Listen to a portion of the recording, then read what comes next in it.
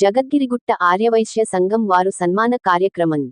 కుత్బుల్లాపూర్ నియోజకవర్గం ఆర్యవైశ్య మహాసభ కుత్బుల్లాపూర్ మండల అధ్యక్షులు వాసా శ్రీనివాసులు గుప్తా మరియు ఎన్ఎల్బి నగర్ వెల్ఫేర్ అసోసియేషన్ అధ్యక్షులు ఆకుల ప్రభాకర్ మరియు గాజులరామారం ఆర్యవైశ్య సంఘం అధ్యక్షులు సోమిశెట్టి పవన్ కుమార్ గారికి జగద్గిరిగుట్ట ఆర్యవైశ్య సంఘం వారు సన్మానించడం జరిగింది.